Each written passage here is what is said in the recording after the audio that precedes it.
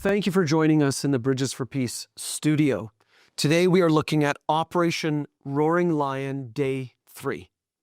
On Shabbat morning, synagogues across the world gathered for Shabbat Zachor, which is Hebrew for remember, a parashah reminding God's people to remember, to remain vigilant, and recognize evil for what it is. The key scripture comes from Deuteronomy chapter 25, verse 17 to 19. Remember what Amalek did to you. Do not forget. This year, those biblical words collided with history. Shabbat, February 28th, was the day on which Operation Roaring Lion began, and Ayatollah Khomeini, one of the modern world's greatest enemies of Israel, fell. For many Israelis, the timing was impossible to ignore. Amalek in Scripture attacked the weak, the weary, and the defenseless. So did Hamas on October 7.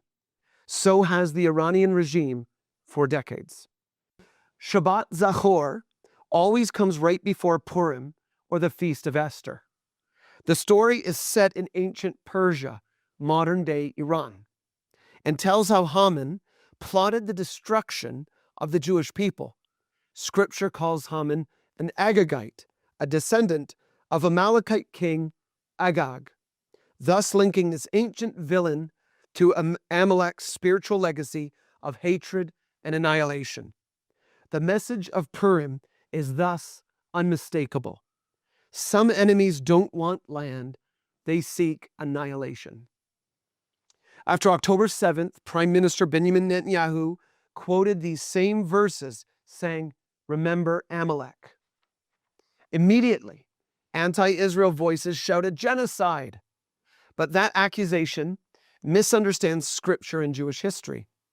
In Jewish thought, Amalek is not a people group to exterminate. Today, no such ethnic group even exists. Amalek is a spirit, an ideology of unprovoked hatred toward God's covenantal people.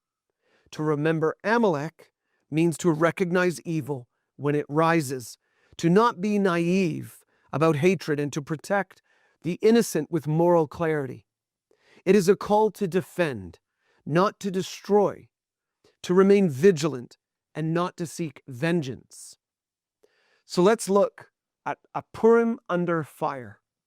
Sunset tonight ushers in the festival of Purim, when Jewish communities around the world celebrate the story of the brave Queen Esther, the Jewish queen whom God used to secure the survival of the Jewish people from Haman's genocidal plot.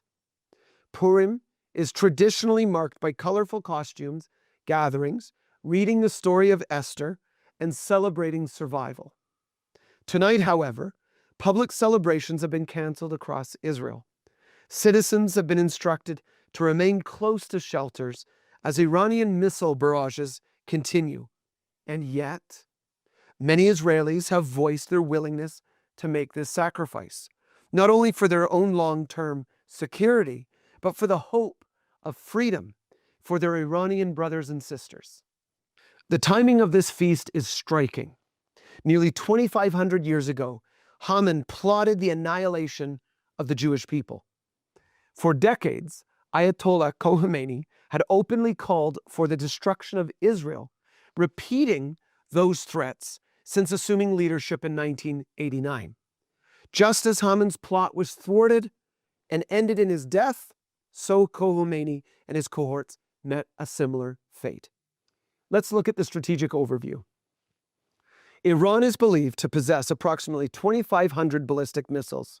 Instead of launching one massive strike, it appears to be dispersing its attacks, conducting frequent lower-intensity barrages against Israel, while simultaneously targeting 5 other Middle Eastern countries hosting U.S. military bases. So let me give you an operational update now. Israeli and U.S. forces have dropped more than 1,200 bombs on Iranian targets so far. The IDF announced that they have achieved air superiority over Tehran. Let's look at the targets struck. Ballistic missile launchers, IRGC and regime headquarters, Iranian air defense systems, regime command centers. 100,000 Israeli reservists have been called up for duty. Israeli Air Force fighter jets and attack helicopters have intercepted more than 50 UAVs from Iran. Rockets were launched from Lebanon for the first time in months in pre-dawn hours of Monday morning.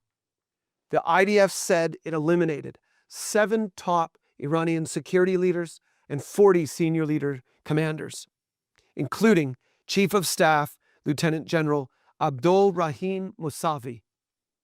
Now let's look at the human toll.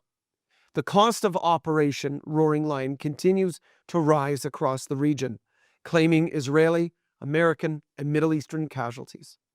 In Israel, devastation struck a residential community Sunday in Beit Shemesh, a city 30 kilometers or 18.6 miles west of Jerusalem, when Iranian ballistic missiles hit the area. 9 people were killed, several of them while hiding in a bomb shelter. Dozens were injured. Homes and a synagogue were reduced to rubble. 10 civilians have been killed since the start of the operation. Nearly 500 wounded, mostly lightly. A major road in Jerusalem suffered a direct hit Sunday night, and dozens of buildings have been damaged in Tel Aviv and at least 20 residents evacuated to hotels. Let's look at the U.S. casualties. 4 U.S. service members have been killed in action. 5 more seriously wounded. The U.S. has referred to its involvement as Operation Epic Fury. Israeli opposition leader Yair Lapid wrote on X, quote, "Israel and the United States of America are fighting side by side. We will forever be grateful to the brave men and women of the United States Armed Forces who have made the ultimate sacrifice to make the world a safer place." Let's look at elsewhere in the region. In Kuwait, 1 person killed, 32 more injured by Iranian attacks. The United Arab Emirates, 3 people killed, 58 lightly wounded during strikes Saturday and Sunday. And since Saturday, Iran has launched toward the UAE 165 ballistic missiles, 2 cruise missiles, 541 drones. The United Arab Emirates have intercepted 152 ballistic missiles, both cruise missiles, and 13 ballistic missiles fell into the sea. And now the big question. Did Israel bomb an Iranian girls' elementary school? Allegations have come from Al Jazeera, NPR, and PBS citing Iranian regime sources. Yet reports indicate the building was located in an active IRGC military installation. Anti-regime footage circulating online suggests the explosion is consistent with a failed IRGC rocket launching that originated from a base itself rather than from an incoming projectile. The report is still developing. Standing in the spirit of Purim. As Israel enters Purim under fire, the story being read in synagogues around the world carries fresh weight. In the days of Esther, a decree of destruction was issued against the Jewish people. It seemed final, inevitable even. And yet Scripture tells us that what was meant for evil was overturned.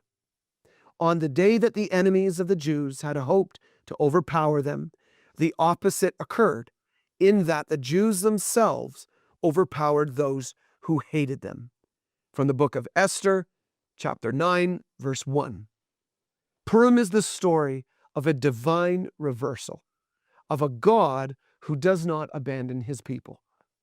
Even tonight, as sirens sound and celebrations are subdued, the truth remains, such as what Psalm 121, verse 4 says, "Behold, he who keeps Israel shall neither slumber nor sleep." So how do we continue to pray? For protection over Israel. Ask the Lord to shield civilians, strengthen first responders, and guard the soldiers defending the nation. Pray for American forces and coalition partners. Intercede for the safety and wisdom of U.S. service members involved in the operation and those stationed across the Middle East. Pray for the people of Iran. Many are longing for freedom and a future beyond oppression. Ask the Lord to bring justice, stability, and hope. Pray for the wisdom for leaders. Lift up Prime Minister Netanyahu, President Trump, and all the military and political leaders involved in critical decisions in the days ahead. And finally, pray for courage and unity within Israel. Pray that fear would not take root and that the nation would remain resilient and steadfast. God bless and shalom.